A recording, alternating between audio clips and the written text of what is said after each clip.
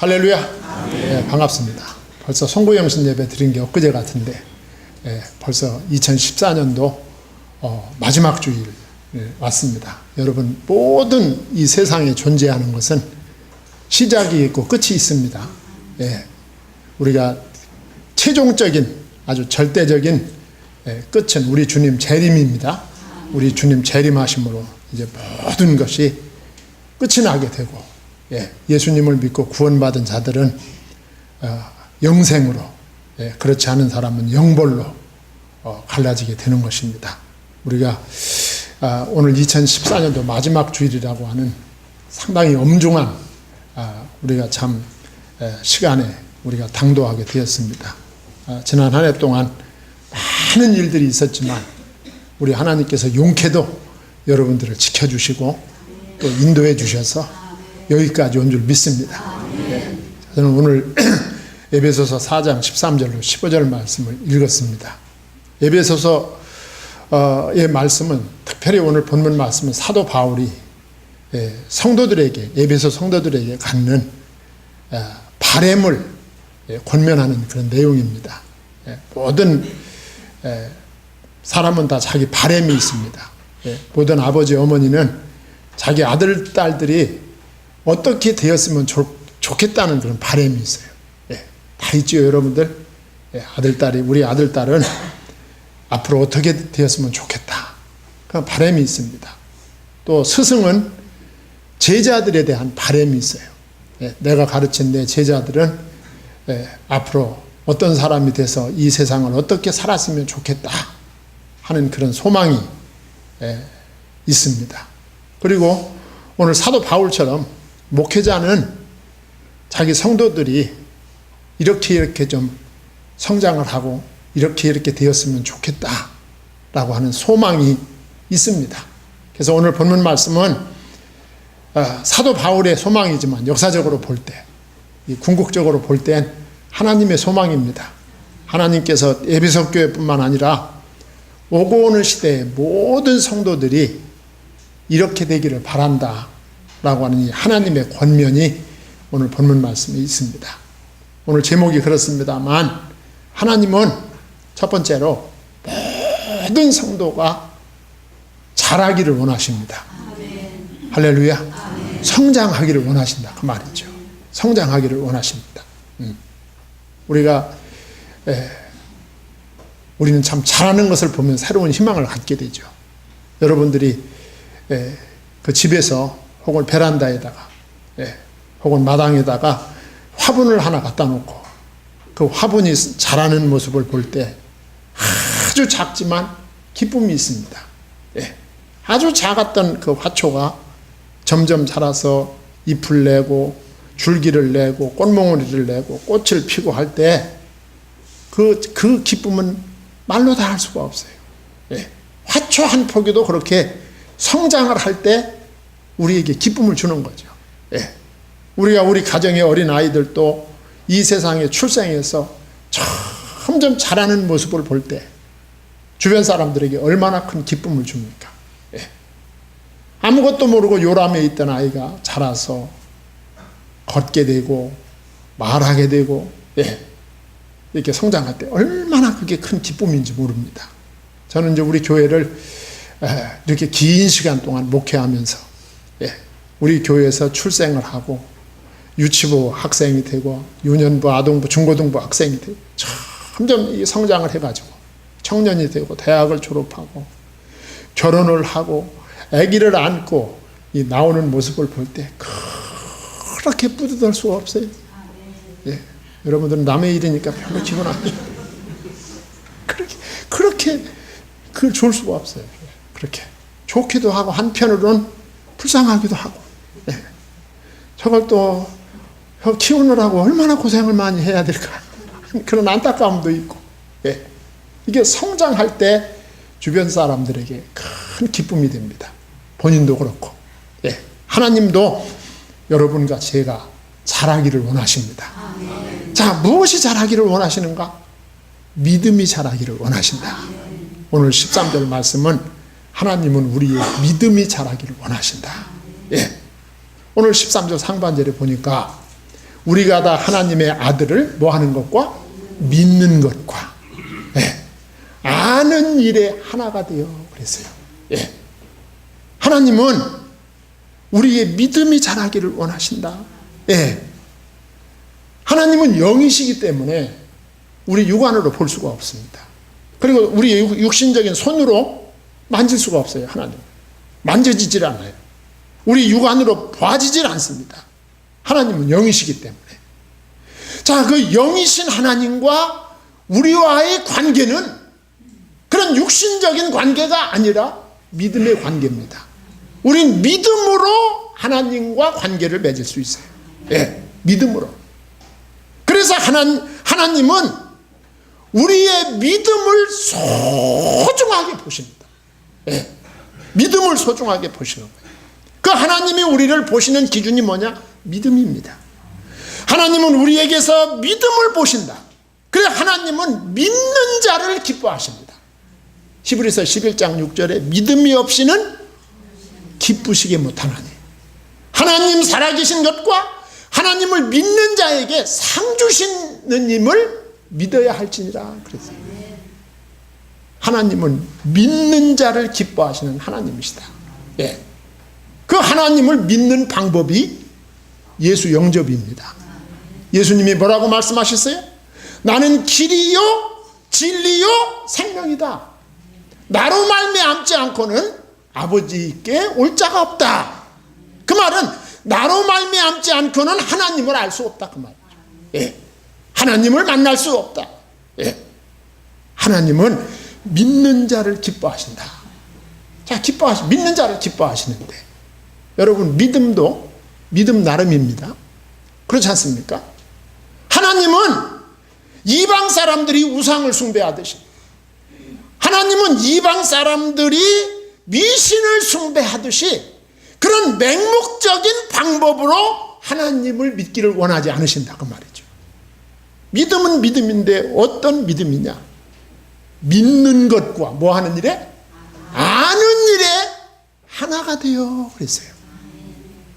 하나님은 우리가 하나님을 믿는데 하나님을 알기를 원하신다 그 말이죠. 아는 것은 지식을 가리킵니다. 지식. 하나님에 대한 바른 지식을 가지고 하나님을 믿기를 하나님은 원하신다 그 말입니다. 여러분 제가 위에서 하나님은 영이시다 그랬어요.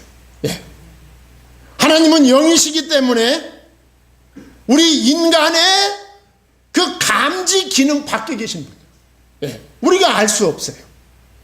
그 우리가 만질 수 없고 육안으로 볼 수 없는 그 하나님이 만질 수 있고 육안으로 볼 수 있게 오신 분이 계신데 그분이 누굽니까? 예수 그리스도예요. 그래서 성육신이라고 말하는 거예요. 성육신. 만질 수 없고 보이지 않는 하나님이 만져지고 보이는 하나님으로 오신 사건, 이 사건을 갖다 성육신 사건이다 그렇게 말하죠. 왜 하나님께서 사람의 몸을 입고 이 땅에 성육신 하셨을까요? 그것은 하나님을 알게 하려는 하나님의 행위입니다. 하나님은 인간이 연약함을 알고 계시죠. 인간의 부족함을 알고 계시고 제한적이고 그리고 연약한 인간은 스스로가 하나님을 알 수가 없다. 그래서 보이게 손으로 만져지게 하나님이 오신 거예요. 하나님 자신을 알게 하려고 말입니다. 이 아는 것이 그렇게 중요하다. 알려면 가르치는 자가 있어야 되고 우리 모두가 배워야 됩니다. 하나님을 알기를 원하신다. 그래서 하나님께서 뭐라고 했어요? 내 백성이 뭐가 없어서 망한다? 지식이 없어 망한다. 그 지식은 세상 지식이 아닙니다. 세상이 뭐 영어, 국어, 수학 그런 지식이 아니에요. 하나님을 아는 지식입니다. 그래서 사도 바울은 에베소서 1장으로 가보면은요, 에베소서 1장은 사도 바울이 에베소 성도들을 위해서 하나님 앞에 기도하는 내용이 거기 쭉 나와 있어요. 그러니까 에베소서 1장은 에베소 교회를 위한 혹은 세계 교회를 위한 이 사도 바울의 기도문이 나오는데 그 기도문의 핵심은 온통 알기를 원하는 내용입니다. 누구를 알기를 원하는 내용? 예수 그리스도를, 하나님을 알기를 원하는 내용. 에베소서 1장 9절 상반절에 보면 그 뜻의 비밀을 우리에게 알리신 것이요 그랬어요. 하나님이 그 뜻의 비밀을 우리에게 알렸다. 누구를 통하여? 예수 그리스도를 통해서 알려주셨다 그 말이죠. 에베소서 1장 17절에 보면 영광의 아버지께서 지혜와 계시의 영을 너희에게 주사 하나님을 뭐하게? 알게 하시고 그랬어요. 기도문이에요. 기도문. 예. 아버지께서 지혜와 계시의 영을 주셔서 모든 성도들이 하나님을 알게 해주시기를 바랍니다. 라고 기도하는 거죠. 예. 아는 것이 얼마나 중요한지 몰라요. 예. 에베소서 1장 19절 하반절에 보니까 믿는 우리에게 베푸신 능력의 지극히 크심이 어떤 것을 너희로 알게 하시기를 구하노라 그랬어요. 하나님을 바로 알아야 돼요. 예. 우리가 알지 못하면 큰 실수를 하게 되죠. 예. 그러니까 1절 말씀에 보면 하나님은 믿음이 자라기를 원하신다. 그 어떤 믿음이냐? 하나님을 아는 믿음이다 그거죠. 예.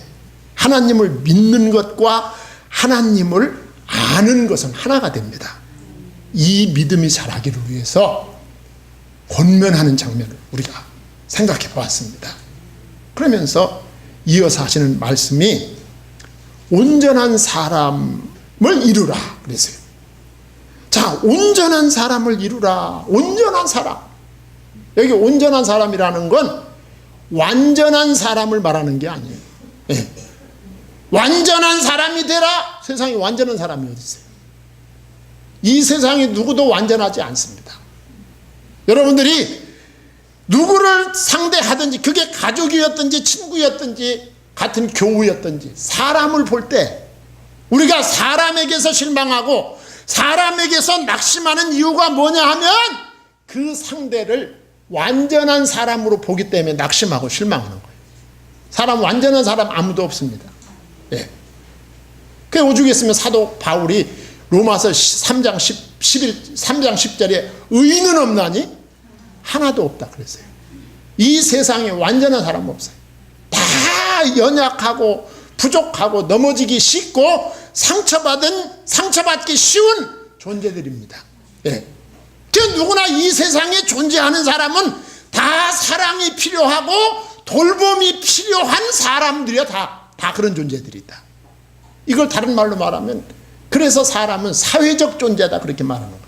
예. 사람은 연약합니다. 오늘 온전한 사람을 이루라 이 말은 완전하란 말이 아니라 어른이 되라 그 말입니다. 할렐루야.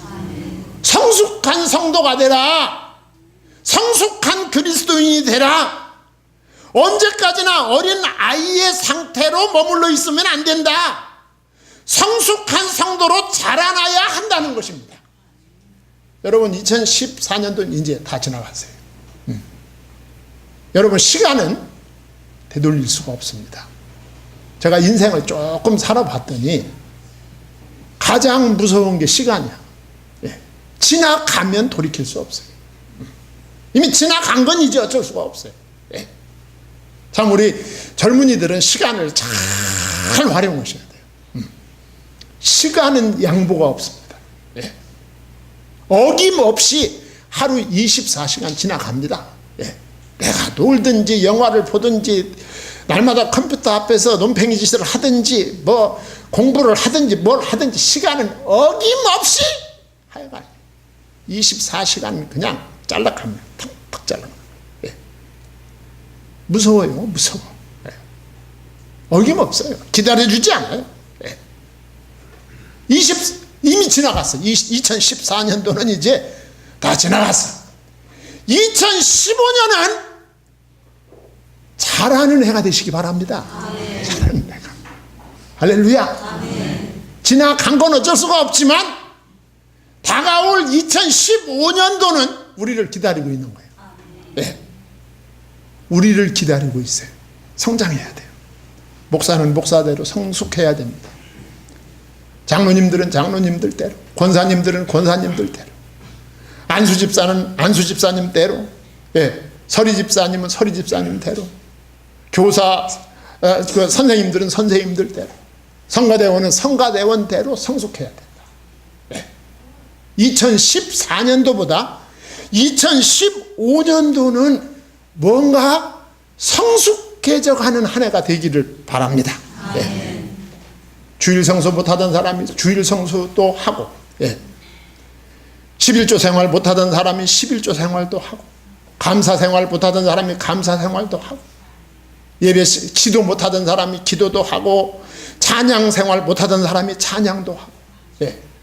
나 하나 신앙생활 하기도 힘겨웠던 사람이 정말 성장을 해가지고 이제 봉사도 하고 헌신도 하는 그런 한 해가 될 수 있기를 바랍니다. 아멘. 성장해 가는 모습이 아버지 하나님께 영광을 돌리는 거예요.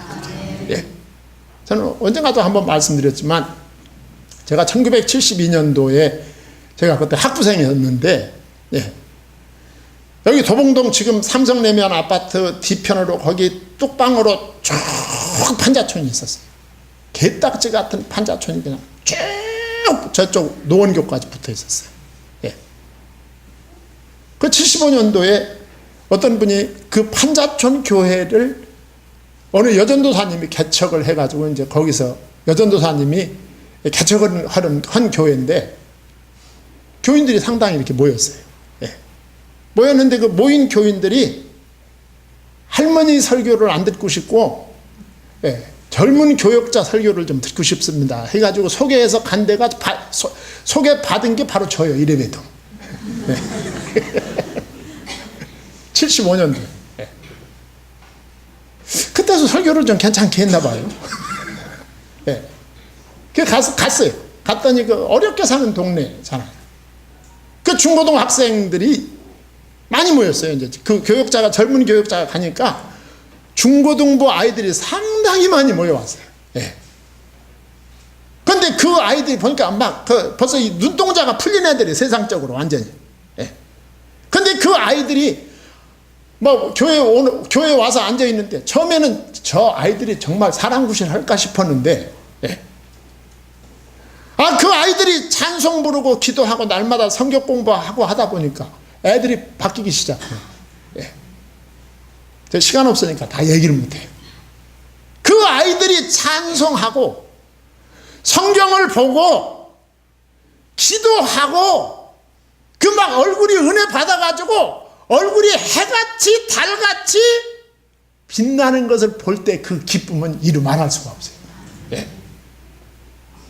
성장하시기 바랍니다. 달라져야 돼, 달라져. 그게 믿는 것과 아는 것이 하나이고, 예. 성숙한 성도로 자랄 때 우리 주님이 기뻐하신다. 예. 여러분, 목사님, 저는 이제 뭐 나이도 많고 이제 뭐 성장할 것도 없습니다. 예. 그런 소리 하지 마세요. 우리 주님이 머리이시고 성도인 우리는 주님의 몸입니다. 예. 우리 몸, 우리 몸의 지체 중에 필요 없는 지체가 하나도 없어요. 우리 몸의 지체가 다 필요하듯이 성도 여러분이 연세가 많거나 적거나 어른이거나 애거나 재산이 많거나 적거나 지식이 있거나 없거나 그리스도 안에서 필요 없는 사람은 단 한 사람도 없다. 하나님이 볼 때 다 필요합니다. 연세 드신 성도님들은 교회를 위해서, 사역자를 위해서 기도하는 것이 가장 중요한 역할입니다. 기도하면 하나님이 역사하십니다.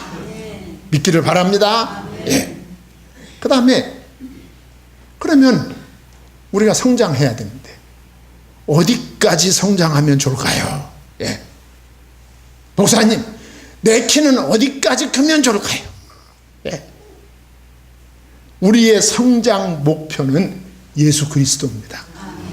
오늘 13절 하반절이 그리스도의 장성한 분량이 충만한 데까지 이르리니 그랬어요. 그리스도인의 성장 목표는 예수 그리스도다. 예. 그런데 우리가 아무리 커도 예수님이 될 수 있습니까? 예수님이 될 수가 없어요. 그래서 예수님을 믿는 사람이 그 사람이 내적으로, 정신적으로, 외적으로 성장하면 성장할수록 겸손해지는 이유가 있어요. 낮아지는 이유가 있다. 예. 내가 많이 성장했고 성장해야 되지만 나는 누구가 될 수 없다? 예수가 될 수 없다. 깨닫게 되죠. 예. 그래서 믿음이 성장하면 성장할수록 낮은 데로 내려가서 섬기게 되는 거야. 내가 주님을 능가할 수 없구나. 내가 주님에게 도달할 수 없는 부족하고 연약한 존재이구나 하는 것을 깨닫게 되는 것이죠. 우리의 성장 목표는 우리 교회 아무개가 아니라 우리의 성장 목표는 예수 그리스도시다. 그쪽을 향해서 나가야 된다 그 말이죠. 그리스도는 교회의 머리이시고 교회는 그리스도의 몸입니다. 이 머리와 몸의 일치가 이루어지는 성장, 이 성장이 건강한 성장입니다. 예수 그리스도는 여러분들이 성장하기를 원하신다 라고 하는 것을 오늘 말씀은 우리에게 보여주고 있어요. 그 다음에 두 번째로 자라기를 바라는 이유가 있어요. 예. 14절 상반절에 보면 이는 우리가 이제부터 어린아이가 되지 아니하며 그랬어요. 예. 영적으로 태어났으면 성장해야 된다 그거죠. 예. 태어났으면 성장해야 된다. 신앙생 이 세상에서도 그렇지만 신앙생활에 있어서도 가장 중요한 요소, 그 필수 요소는 성령으로 태어나는 것입니다. 이것 따라 중생이다 그렇게 말해요. 예. 우리가 양육이 중요하고 봉사가 중요하고 다 중요하지만 그보다 더 중요한 것은 거듭나는 것입니다. 중생하는 것. 내가 예수님을 영접하고 새 사람으로 태어나는 이 출생만큼 중요한 것이 없다. 예. 어린아이도 태어나야 어린아이가 되는 거죠. 출생이 이렇게 중요한 것입니다. 예. 우리가 교회 안에는 오래된 성도도 있지만 새롭게 믿기를 시작한 성도도 있어요. 예. 그 새롭게 믿는 성도들 가운데 세상적으로 아주 고매한 지식인이 있을 수 있어요. 예. 세상적으로 지위가 높은 사람이 있을 수 있어요. 예. 명예를 가진 훌륭한 인물이 처음 교회로 들어올 수 있습니다. 예. 그러나 우리가 영적으로 볼 때, 교회에서 진리적 측면에서 볼 때 그 영적인 이해력과 그리고 영적인 지식과 분별력은 세상적인 그것과는 아무 관계없이 어린 아이와 같은 것입니다. 세상 지식으로 깨달아지는 것이 아니에요. 예. 이 하나님의 진리.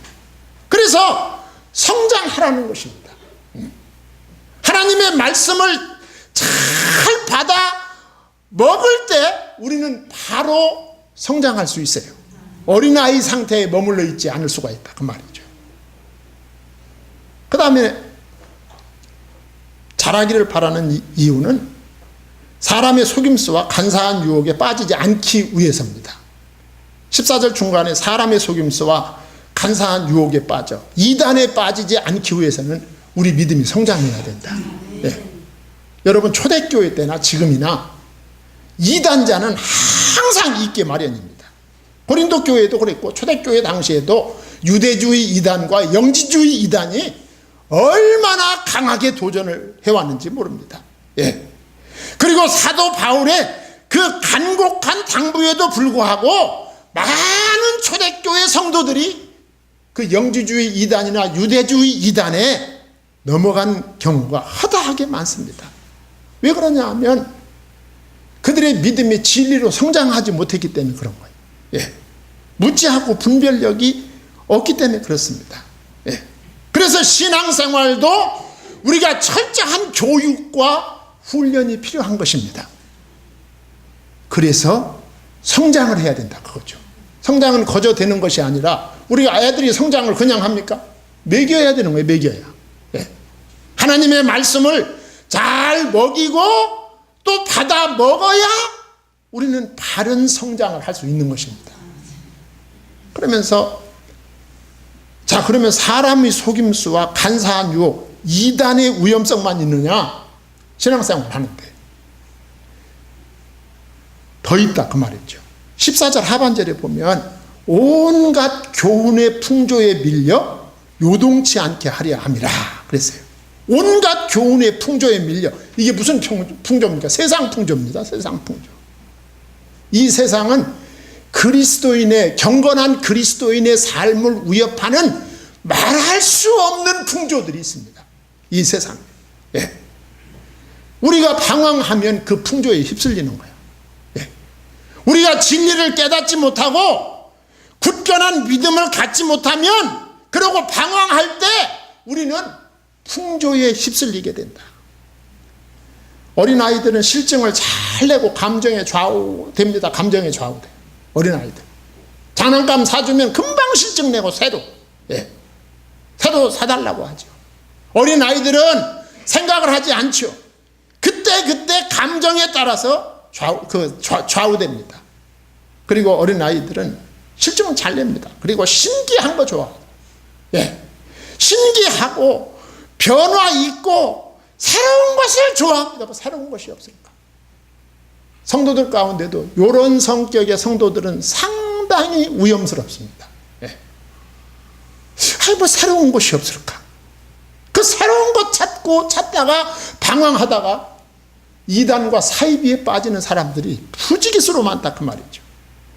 그래서 예수님께서도 마태복음 24장 4절과 5절에 예수께서 대답하여 이르시되 너희가 사람의 미혹을 받지 않도록 주의하라. 많은 사람이 내 이름으로 와서 이르되 나는 그리스도라 하여 많은 사람을 미혹하리라. 24절에 거짓 그리스도들과 거짓 선지자들이 일어나 큰 표적과 기사를 보여 할 수만 있으면 택하신 자들로 미혹하리라 그랬어요. 진리에 굳게 서기 바랍니다. 아멘. 사랑에 굳게 서기를 바랍니다. 예. 바른 믿음 소유해야 흔들리지 않습니다. 예.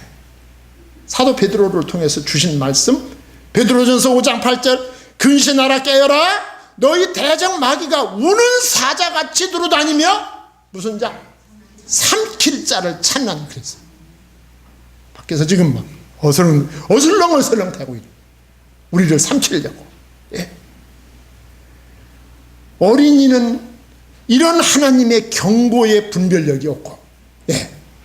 어떤 사건을 맞이해도 대항하여 싸울 힘이 없다. 그러지 않기 위해서는 성숙한 그리스도인이 돼야 된다. 라고 하는 것이죠. 그러면서 세 번째로 15절에 보면 이 15절 말씀은 결론적인 권면 세 가지입니다. 그 첫째는 뭐냐 하면 사랑과 진리로 자라라는 거죠. 15절 상반절에 오직 사랑 안에서 참된 것을 하여 그래. 사랑이 나옵니다. 참된 것이 뭘까요? 진리죠. 예. 사랑과 진리로 성장하기를 바라라. 예. 우리가 사랑에 치우쳐도 문제고 진리에만 치우쳐도 문제. 이 치우침이 문제입니다. 사랑은 꼭 필요한 것입니다. 교회가 하나 되기 위해서는 사랑이 필수적입니다. 예. 여러분 이 세상의 모든 사람은 다 사랑에 목말라 있어요. 사랑. 예. 다 사랑에 목말라 있습니다. 누가 이렇게 조금만 관심 가져줘도 거기서 큰 위로를 받죠. 예. 그렇지만 분별 없는 사랑의 과잉은 이 진리, 근본 진리를 변질시킬 위험성이 있어요. 사랑을 해도 분별력이 있어야 된다 그 말이죠. 그 다음에 진리가 꼭 필요하죠. 진리의 말씀, 성경 말씀, 성경 지식 필요합니다. 그래야 속임수와 유혹의 이단을 막아낼 수 있어요. 그 원동력이 진리에 대한 우리들의 실력입니다. 예. 그렇지만 사랑이 빠져버린 진리의 과잉은 사랑이 식어버린 에베소 교회와 같은 냉혈 인간이 되어버리고 마는 거예요. 이거 문제죠. 그래서 교회는 사랑 안에서 자라고 진리 안에서 세워져 가야 되는 것입니다. 이 사랑과 진리의 두 기둥이 아주 균형 있게 나가야 된다 그 말이죠. 네. 그러면서 두 번째 사도 바울의 결론적 말씀은 범사에 그에게까지 잘할지라 그랬어요. 범사에, 이 말은 사랑과 진리의 양쪽 날개가 균형 있게 발전해야 된다. 예. 진리의 뼈대에 사랑과 살과 가죽이 덮인 정말로 따뜻한 온도가 있는 성도로 성장하기를 바란다 그랬어요. 예. 그리고 세 번째로 15절 하반절에 그는 머리니 곧 그리스도라 그랬어요. 교회의 주인이 누구다? 예수 그리스도다.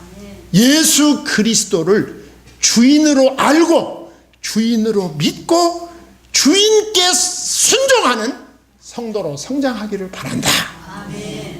제가 지금까지 말씀드린 이 메시지가 지정의가 균형된 메시지, 균형돼야 된다는 메시지입니다.